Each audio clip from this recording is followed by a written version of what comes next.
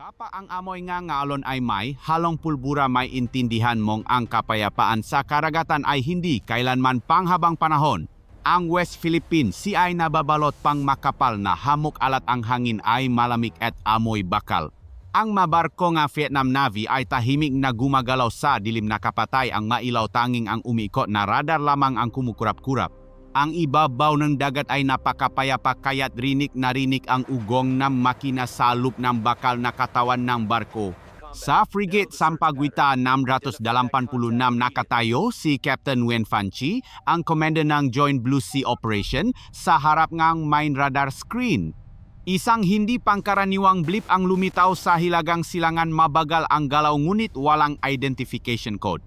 Kumunot ang kanyang bumaba ang boses, kumpirmahin ang unknown signal, distansya 90 nautical miles, walang response sa identification. Malaki ang posibilidad na isa itong Type 052D destroyer ng China.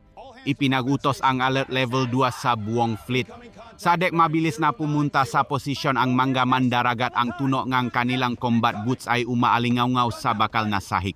Ang amoy ngang langis ng makina, asin at init ay naghalo-halo sa hangin, mabigat bago ang bagyo. Tiningnan ng electronic engineers ang control panel, ang screen ay nagliwanag sa masikip na command center. Sa timog silangan na-detect din ng BRP Jose Rizal ng Pilipinas ang parehong signal. Agad na binuksan ni Lieutenant Colonel Marco de la Cruz, ang commanding officer ng barko, ang encrypted channel na ASEAN Link, isang joint combat protocol na unang beses na inaktibo sa pagitan ng dalawang bansa. Ang boses ni de la Cruz ay umalingaw-ngaw sa radio system ng Vietnam. Ito ang Rizal, kumpirmado ang target sa parehong coordinates, humihiling ng shared radar data. Ang sagot ni Captain Chi ay mabilis at kalmado. Ito ang frigate Sampaguita 686. Nailipat na ang data sa secondary channel, panatilihin ang formation, huwag mapapaputo ng una. Dalawang bansa, dalawang wika, ngunit isang diwa ipaktanggol ang soberanya hanggang sa huli. Nairehistro ngang radar ng parehong panig na ang signal ay gumagalaw ng mas malalim sa exclusive economic zone ng Vietnam. Isang batang opisyal ang nakpanik na nakulat ang barkong kalaban ay lumampas na sa 12 nautical miles, walang senyales ng pagbagal.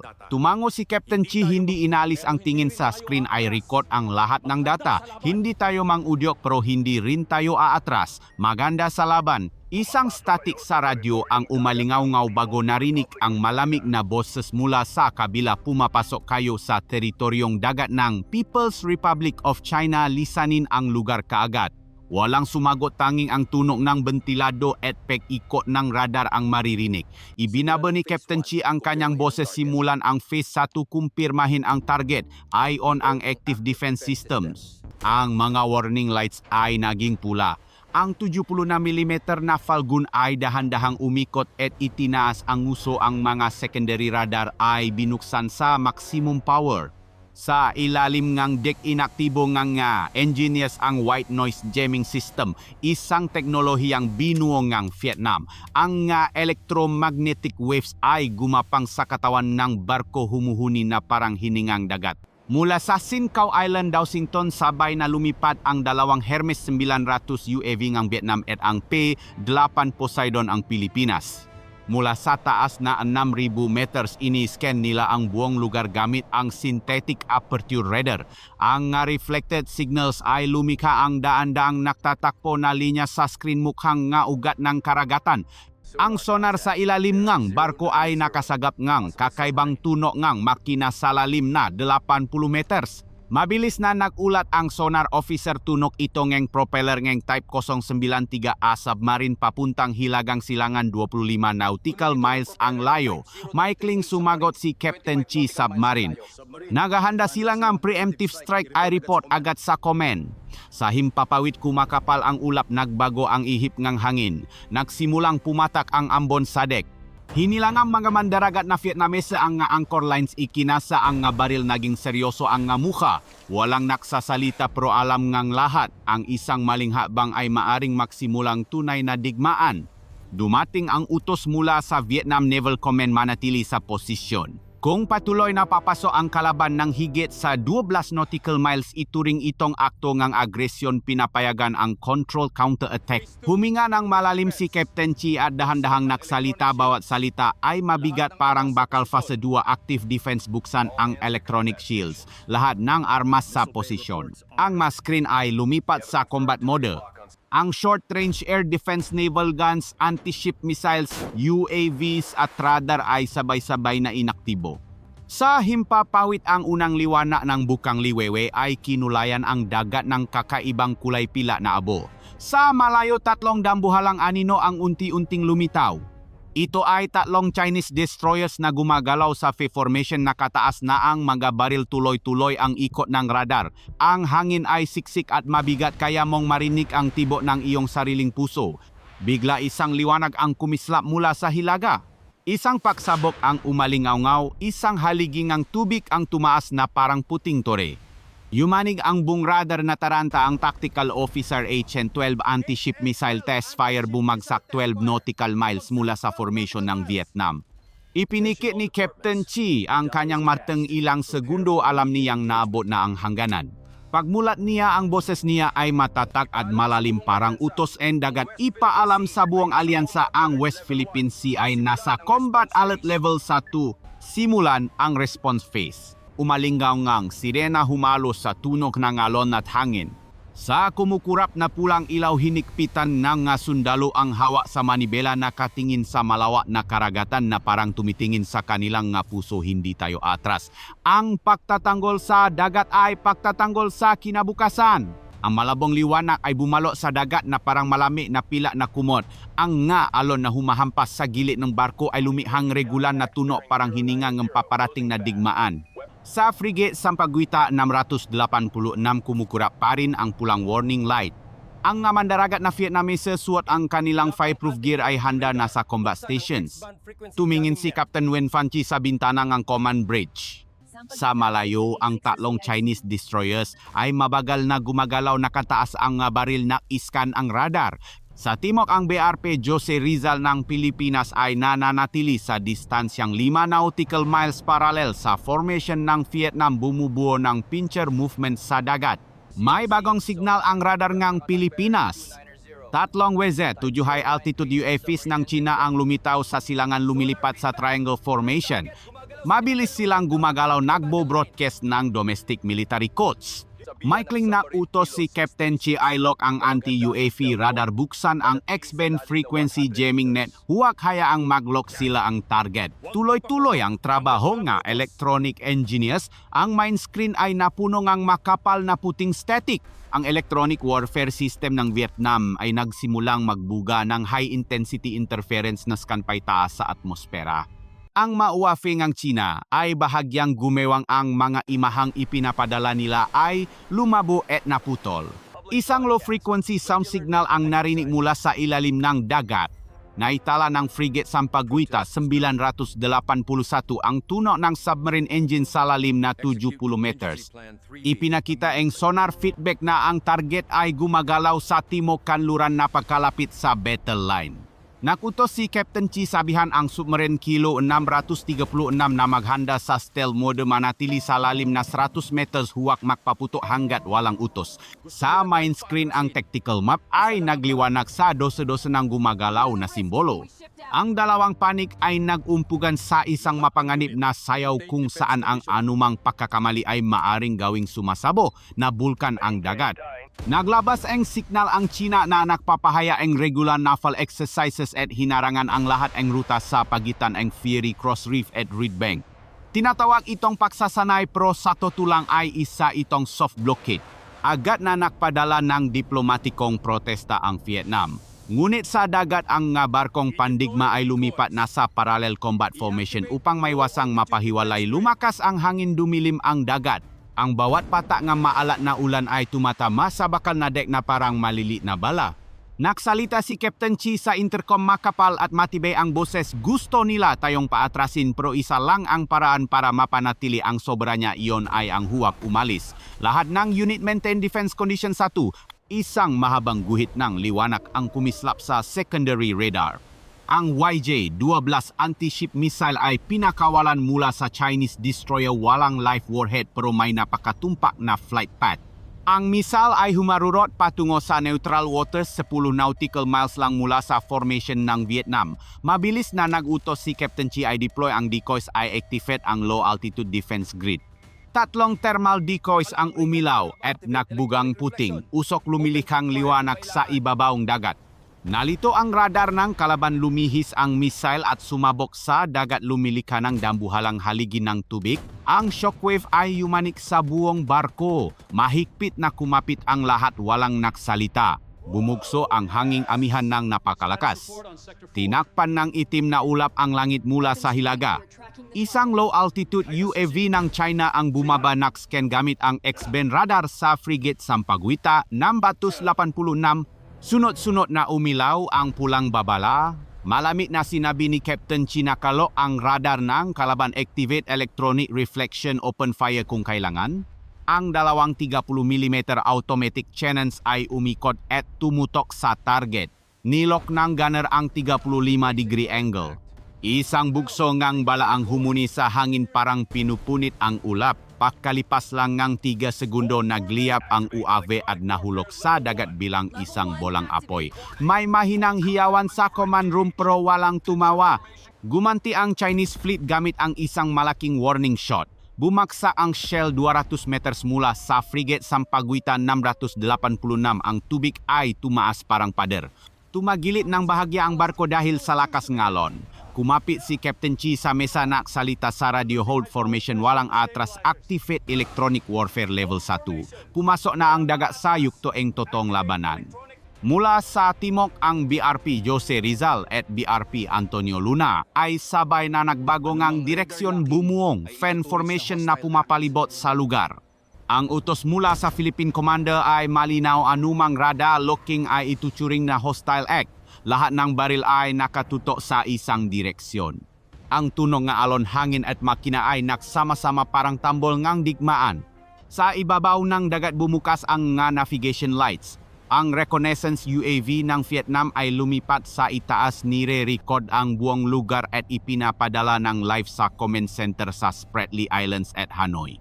Ang higanteng screen sa General Staff Command ay nagliwanag. Isang data analyst ang bumulong, ang bilis ng galaw nila ay hindi normal. Baka sinusubukan nila ang reaksyon natin. Walang sumagot, tahimik ang silit, tanging tunog ng printer at mabilis na pagtipa sa keyboard ang maririnig.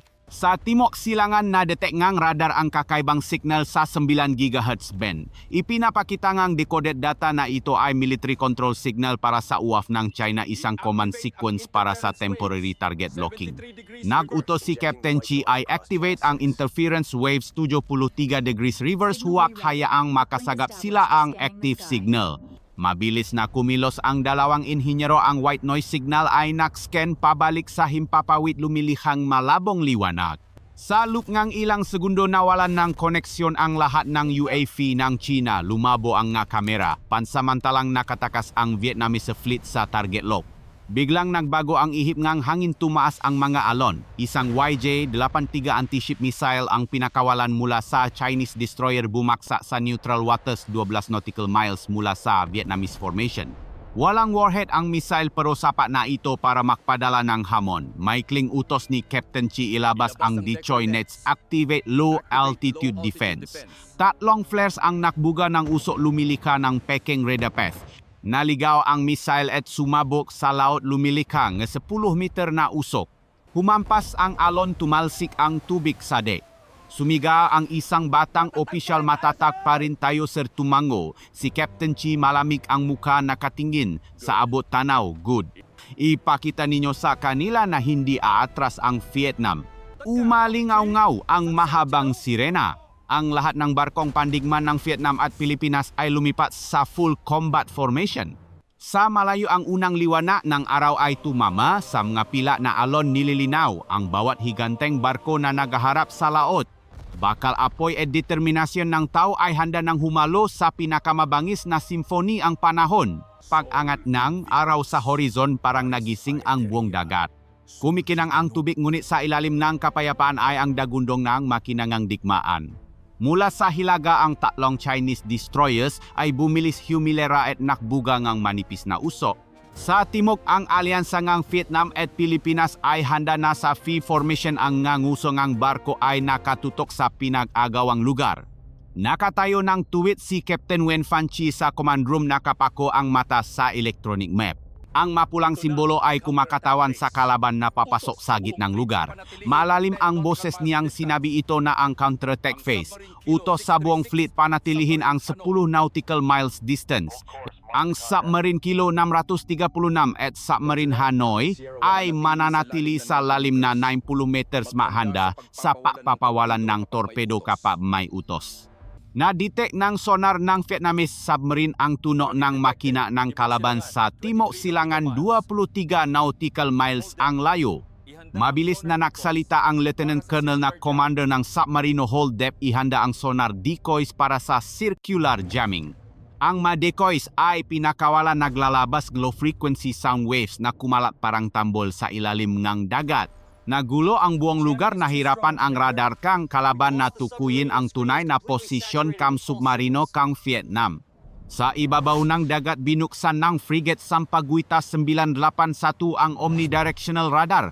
Sumigaw ang isang technical officer malakas na reflected signal sa hilagang silangan 3 Tseha, 5 suicide UAVs ang bumababa agad na nakutos si Captain Chi High Altitude Air Defense sa position I-lock ang UAVs, unahin ang suicide drones. Sunod-sunod na pumutok ang automatic cannons. Ang tracer rounds ay gumuhit sa langit. 2 UAV ang tinamaan at sumabok naging bolang apoy at bumaksak sa dagat.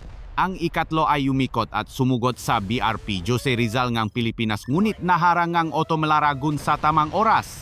Nagliwanag ang langit sa mga pagsabo na sumasalamin sa maalon na dagat. Nakasagap ang radar ng kakaibang signal mula sa hilaga.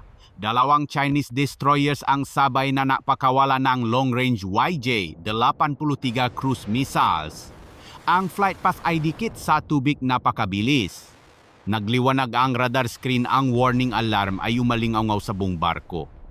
Kalmadong nagutos si Captain Chi. Activate low altitude defense rapid fire thermal decoys. 3 kumpong ang flaras ang lumipat lumilikhangang puting uso na tumakip sa dagat.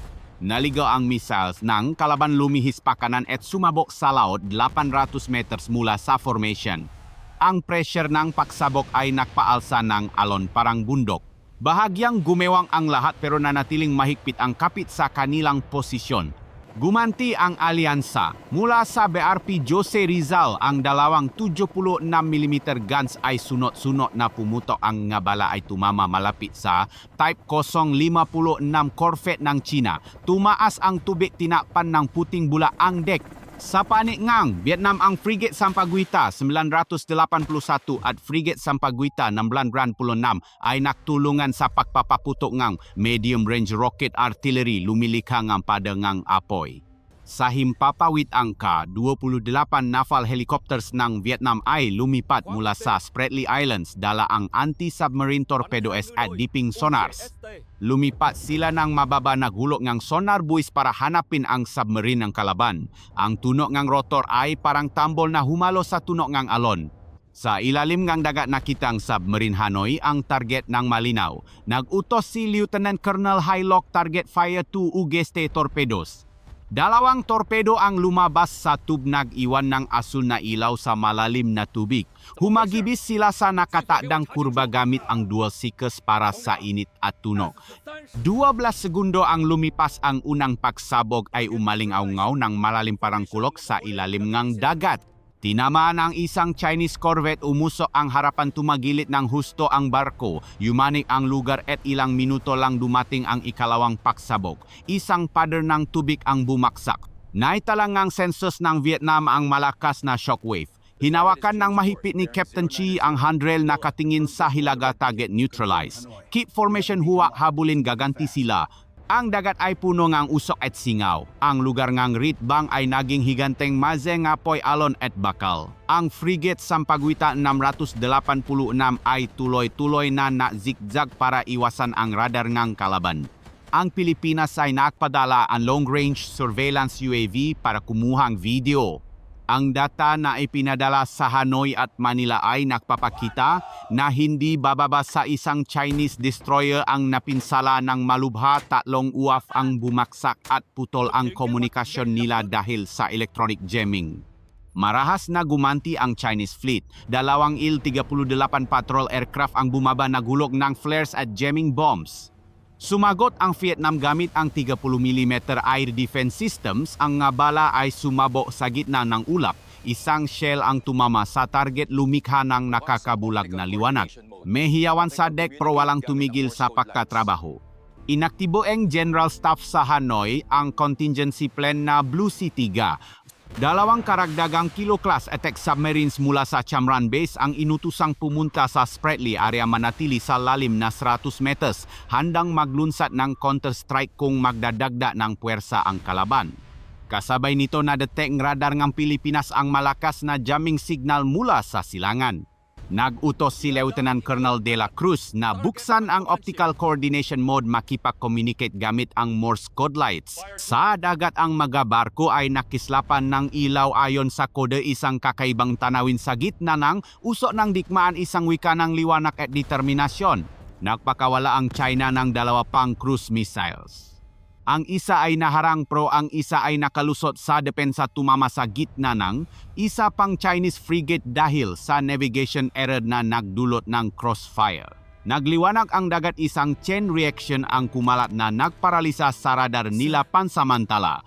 Sinamantala ni Captain Chi ang pagkakataon, inutusan ang Vietnamese submarine na ihanda ang ikalawang bana, target ang command ship ng kalaban. Level 1 counter-attack. Sa ilalim ngang dagat nakpakawala ang submarine Hanoi ngang 2 pang torpedo. Mula sa itaas nakunan ngang UAV Vietnam ang malinaw na imahe isang dambuhalang paksabo ang yumanik sa tubig. Pinigil ngang lahat ang hininga nang mawala ang uso ang barko ngang kalaban ay nakatagilit pakaliwa, may team na uso ang pumailan lang bago nawala sa mga alon. Sa frigate Sampaguita 981, isang batang opisyal ang bumulong, nanginginig pero desidido sir umatras na sila. Tumingin si Chi sa dagat kung saan mataas na ang araw, kumikinang ang liwanag sa nag-apoy na tubig. Mabagal siyang nagsalita, ang bawat salita ay mabigat, parang bakal hindi pa ito tapos magwawala pa ang dagat. Prepare for the next phase. Sa langit umiikot pa rin ang UAV. Sa ilalim ngang dagat ang sonar ay nakaririnig pa rin tunog ngang makina sa malayo sa gitna ngang usok bakal at tubig. Ang West Philippine Sea sa oras na ito ay hindi larawan ng kapayapaan kundi higanteng pulso ng isang karagatan na ipinaktatanggol ng buong tapang. Ang langit ay naging kulay, tingga makapal ang ulap, malakas ang hanging, amihan, malalaki ang alon. Ang nga barkong bakal ng makabilang panik ay gumagewang sa nabubuong bagyo. Mula sa malayo umugong ang nga makina kasabay ng tunog ng radar at hampas ng alon. Hindi na ito paksubo lang, ito ay tunay na labanan sa pagitan ng bakal at kaloban. Tinanggap ni Captain Wen Vanchi sa frigate Sampaguita 686 ang utos mula sa Naval Command na ipagpatuloy ang Pressure Activate Counter-Attack Plan Level 2, codename Sea Spear. Tumango siya. Umalingaw-ngaw ang boses niya sa comms, palawakin ang attack line. Ang Submarine Kilo 636 at Submarine Hanoi maghanda sa pagpaputok ngang torpedo. Ang Hermes 900 UAV at Casa 212 patrol aircraft maganda sa support. Sa malalim na dagat tahimik na gumagalawa ang 2 Vietnamese kilo submarine. Sa loop ng command room ang mapulang ilaw ay tumatama sa mukha ng opisyal. Mabagal na nagsalita si Lieutenant Colonel Hai ng Submarine Hanoi, depth 100 meters. Target type 52D destroyer 12 nautical miles away. Lock target, prepare to fire. Sumagot ang sonar officer, target located, sound wave stable. Ready. 2 heavy UGST Torpedo S ang lumabas sa tup, nag-iwan ng asul na buntot parang bulalakaw sa ilalim ng dagat. Gamit ang dual guidance system, hinanap nila ang init at tunong ngang kalaban. 30 segundo ang lumipas, nangyari ang unang banggaan. Isang malalim na pagsabog ang narinig, parang kulok mula sa ilalim. Tinamaan ang Chinese destroyer, tumagilit ang buntot pakaliwa, bumubuga ngang itim na usok. Sa ibabaw, tumataas ang haligi ng tubig ng ilang metro, marahas ang alon. Naitala ng radar ng frigate Sampaguita 981 ang malakas na impact. Maikling sabi ni Captain Chi confirm hit maintain formation. Attack helicopter sa position ready for support attack. Mula sa Spratly Islands, 28 helicopters ang lumipat dala ang anti-submarine torpedoes at short-range missiles. Lumipat sila ng mababa nakpakawala ang flares. Bawat isa ay naghulog ng 3 mobile sonar buoys. Lumilika ng sound scanning network sa paligid ng reed bank. Ang sonar signals ay tuloy-tuloy na nag-feedback simulating a giant underwater battlefield. Hindi rin nakpahuli ang Pilipinas. Ang BRP Jose Rizal at BRP Antonio Luna ay ginamit ang kanilang automlara long-range systems nakpaputok ng 76mm rounds patungo sa destroyer ng kalaban. Ang dagat ay napuno ng usok at hamualat. Sa ilalim ang nga torpedo ng Vietnam ay patuloy na sumusugot tinatamaan ang kaliwang bahagi ng formation ng kalaban. Narinig ang ikalawang pagsabok. Yumanik ang buong lugar, isang Chinese corvette ang nasusunok sa unahan, tumagas ang langis sa dagat, lumilikhang oil slick na higit sa 1 kilometro kwadrado. Sa command room ng frigate Sampaguita 686 napahiyaw ng mahina ang mga opisyal pero nanatiling kalmado si Captain Chi, huwak makpakampante gaganti sila agad. Tama nga pakalipas ng 5 minuto na detect ng radar ang paglunsad ng Yege, D-18 anti-ship missile mula sa Hilagang Silangan, napakababangang lipat, napakabilis. Nagutos si Captain Chi, low altitude defense, activate thermal decoys fire chef. Sa deck umuso ang nga baril, ang nga decoys ay lumikha nga haliging apoy. Ang isang missile ay naligaw at sumabok sa ere. Ang ikalawa ay pinalihis ang radar jamming net at bumaksa 700 meters mula sa barkong Vietnam. Ang pressure ngang paksabok ay nagpaulan ng tubig alat parang libu-libong karayom. Nagutos ang Joint Command sa Spratly Islands ng sabay-sabay na counter-attack. Binuksan ng Frigate Sampaguita 981, Frigate Quang Trung at Frigate Sampaguita 686 angkar, 35 Uran missile launchers, firing angle 40 degrees. 12 missiles ang humarurot sa langit, nakiwan ng puting uso na humati sa ulap, ang dagundong ay yumanik sa kalawakan. Sa loob ng 15 segundo tumama ang una, nagliwanag na punit ang katawan ng destroyer ng kalaban. Ang ikalawang barko ay tinamaan ng pahalang, bumaksa ang radar tower, yumanik ang dagat, ang tubig ay naging puting singaw. Ang nga pata nga apoy ay gumulong sa alon parang maahas na apoy. Desperadong gumanti ang China, nakpakawala ang hake, 16 air defense missiles lumilikha ang makapal na panangga. Ang magasi ay WS guns ay nakwalis sa himpapawid pero ang radar nila ay naksimulang mag-malfunction dahil sa heavy electronic countermeasures ng Vietnam. 2 Hermes 900 UAV ang Vietnam ang lumipat sa lugar, nagpapadalang live feed sa command center. Kitang-kita sa screen ang nasusunok na barkong kalaban, kalat ang langis sa dagat. Ang mauafe ng China ay nakalat sa tubig. Kinumpirma ang analis na hindi bababa sa 2 destroyers at 1 corvette ang disabled. Sa dagat mataas pa rin ang alon. Patuloy na nakpaputo ang BRP Jose Rizal para protektahan ang formation ng Vietnam. Kasabay nito ang mga Ka-28 helicopters ay naghulog ng torpedoes sa lugar kung saan may kakaibang tunok ang sonar. Ilang segundo lang, isang matinding paksabok ang kumalat sa ilalim ng dagat. Isang asul na liwanag ang kumislap sa malalim na tubig. Tinamaan ang submarine ng kalaban. Nawala ng tuluyan ang sonar signal nila. Nagsimulang bumuhos ang tropical rain. Ang langit ay naging kulay pilak abo pero ang barkong Pandigma ay patuloy na gumagalaw sa mahigpit na formation. Mabagal na nagsalita si Captain Chi, ang boses ay parang sumusumpa, ito ang dagat natin. Umulan men o umapoy, hindi tayo aatras. Ang hangin ay humahagupit sa dek, ang ulan ay humahalo sa malamig na tubig alat.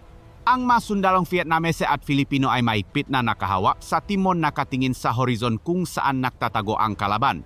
Alam nilang hindi pa tapos ang laban pero ang tiwala sa tagumpay ay lumalaki sa dibdib ng bawat isa. Nairehistro ng radar ang pag-atras ng Chinese fleet.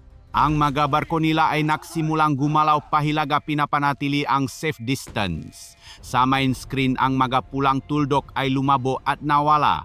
Tahimik na nakatayo si Captain Chi sa labas, ang dagat ay kumukulo pa rin pero alam ng lahat sa loob ang huling yugto ay dumating na. Tumila ang ulan. Sa langit ng West Philippine Sea ang liwanag ay sumilip sa mga ulap, sumasalamin sa dagat na puno ng uso ay langis. Ang nga alon na humahampas sa mga naanot na bahagi ng barko ay lumilikha nga malalim na tuno parang hininga ngang karagatan pagkatapos ng galit. Nakatayo si Captain Nguyen Phan Chi sa dek ng frigate Sampaguita 686 pumapata ang ambon sa balikat niya. Sa ilalim ng mababang ulap ang mga kaalyadong barko ay nasa formation pa rin pero bumagal na. Walang nagsasalita, walang naghihiyawan. Alam ng lahat na ang tagumpay ay hindi laging nangangahulugan ng katahimikan. Kinumpirma ng Central Radar na ang buong Chinese fleet ay umatras na pahilagapalis sa disputed area. Nawala ang mapulang signal sa screen, tanging maberdeng tuldok nga barkong Vietnam at Pilipinas ang tahimik na lumulutang sa malawa na dagat. Sa command room nakulat ang isang batang opisyal na medyo nanginginig ang boses, "Sir, ang area sa paligid ng Reed Bank ay secure na wala ng hostile signals." Tumango si Chief Paos, ang boses pro matigas parang bakal ipabatid sa buong fleet. Tigil na ang combat operations, lumipat sa rescue and recovery mode. Ang lahat ng nasirang barko ay prioridad na hilahin pabalik sa Spratly Islands.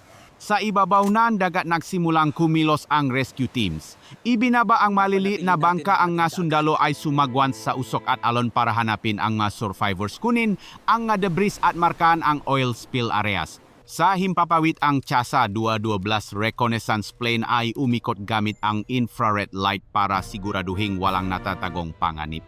Ang bawat sundalong Vietnamese basang-basa ang uniforme ay tahimik na nagtatrabaho. Hindi sila nagsasalita tungkol sa panalo, nakatingin lang sila sa malayong dagat kung saan ang itim na ulap ay unti-unting nawawala, nag-iwan ng malami na asul na kulay. Isang batang sundalo ang ibinaba ang baril, yumuko at bumulong na panatili natin ang ating dagat.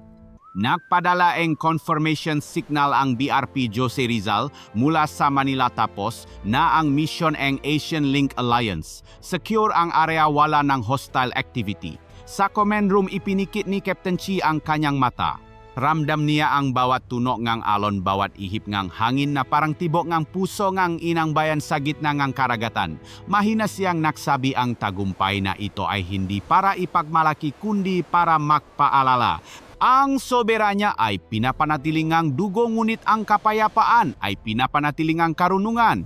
Unti-unting lumiwanag ang langit. Ang araw ay tumagos sa ulap, tumama sa tubig na may langis, nag-iwan ng maputlang gintong refleksyon. Sa dek ang mga watawat ng Vietnam at Pilipinas ay makasabay na umagayway sa hangin. Ang pulang-pula at asul ay nakgalo bilang simbolo ng pagkakaibigan at pagtayo ng makasama sa gitna ng bayo. Ang natitirang nga barko nga alyansa ay nagsimulang gumalaw ng mabagal patungong timog kanluran. Ang P-8 Poseidon ay lumipat ng mataas, nakilaw sa mga kahinahinalang tubig para sa mga minao debris. Sa ibaba ang nga barko ay nakahilera, mukhang isang prosesyon ng makaong pawi galing sa mahabang gabi. Sa Central Command sa Hanoi ang radar screen ay may maberdeng tuldok na lang na regular na kumukurap. Isang batang opisyal ang bumulong, ang buong fleet ng kalaban ay bumalik na sa tubig ng Hainan. Walang sumigaw sa tuwa, tanging malalalim na hininga ng nga taong gising magdamak. Alam nilang tapos na ang laban ngayong araw, pro ang undercurrent ng West Philippine Sea ay nandun pa rin, nagbabaga at laging naghihintay ng bagong hangin. Biglang bumuhos ang mahinang ulan. Sa frigate Sampaguita 981, ang mga mandaragat na nakarengkot ay tumingala sa langit. Hinugasan ng ulan ang usok ng baril, alikabo ng bakal at asin na nasa kanilang mukha. Lumabas si Captain Chi sa dek, tumingin sa horizon kung saan ang dagat ay nagiging kulay tanso sa ilalim ngang hapon. Bumulong siya sa sarili, anumang digmaan ay natatapos, ngunit ang pusong tao ay dapat laging gising dahil ang kapayapaan minsan ay sandaling katahimikan lang sa pagitan ng dalawang bagyo. Nagsimulang bumaba ang araw. Ang liwanag ng takip silim ay gumapang sa dagat, kinulayan ng pula ang tubig. Ang masuno na bangkay ngang barko ay lumulutang-lutang pa rin, ang refleksyon ng apoy ay nasa alon. Ang hangin ay may dalang amoy ngang usok langis at kinakalawang na bakal. Walang makakalimot sa pagsabo kaninang umaga ang huningang bala sa itaas o ang tingin ng nga kasamaan habang nakakamayan bago ang putukan. Isang Vietnamese pilot mula sa reconnaissance plane ang bumaba, binuksan ang infrared camera para i-record ang buong eksena. Sa lens ang dagat ay parang higanteng salamin sumasalamin sa pulang takip silim at manipis na usok sa tubig. Ang imahang iyon ay magiging ebidensya, magiging kasaysayan at higit sa lahat magiging babala tungkol sa halagang ang kapayapaan. Natapos ng rescue ships ang misyon, ang fleet ng Vietnam at Pilipinas ay unti-unting nawala sa manipis na ulan. Sa deck ng frigate Sampaguita 686 tinatanaw ni Captain Chi ang hilaga kung saan may maliliit pang alon. Bahagi siyang yumuko ang kamay ay nakahawa sa malamig na bakal na railings. Ang pagtatanggol sa dagat ay pagtatanggol sa kinabukasan. Ang loudspeaker ay umaling-aungaw sa hangin, ipinadala ang linyang iyon sa lahat ng barko. Tahimik ang lahat, tanging ang alon ang sumasagot. Ang langit ay nagiging lila, ang huling sikat ng araw ay tumama sa pulang watawat na may gintong bituin na umagayway. Sa malakas na hangin, mapula, mapagmataas at puno ng buhay. Nang kulayan ng takip silimang karagatan ng tansong pula ang West Philippine Sea ay bumalik sa katahimikan. Ang mabarko ay lumayo na, tanging bula ng alon at ilang kislap ng huling flares ang nasa tubig. Sa malayo ang busina ng barko ay umaling-aungaw, mahaba, malungkot pero matapang. Sa command room nakaupo ng tahimik si Captain Nguyen Van Chi. Tinitingnan niya ang electronic map kung saan ang Spratly area ay nakikita sa malamyos na kulay asul. Alam niyang ang panalo ngayon ay hindi katapusan kundi simula lang ng panibagong yugto ng pagbabantay. Dahil sa chessboard ng kapangyarihan, ang kapayapaan sa dagat ay hindi kailanman permanente. Ang huling sinangang araw ay nawala sa likod ng ulap sa kanluran. Dumilim ang dagat, tanging malabong ilaw mula sa malalayong barko ang natira. Ang maalon ay humuhuni ng regular, parang oyayin ng bansa para sa masundalong nagbabantay sa himpapawid at tubig ng inang bayan. At sa sandaling iyon, sa gitna ng lawak ng dagat, isang bagay ang umaalingaw-ngaw sa pusong lahat. Maaring mawala sa atin ang maraming bagay, ngunit hindi kailanman pwedeng mawala ang tiwala at ang ating dagat. Ang tagumpay ay hindi lang binibilang sa dami ngang pinalubog na barko ngang kalaban, kundi sa tapang kooperasyon at pagiging gisingang nga tagapagtanggol ngang dagat. Ang West Philippine Sea ay hindi lang tubig at alon, kundi pinakmulan ng dugo, alaala at kinabukasan ng bansa.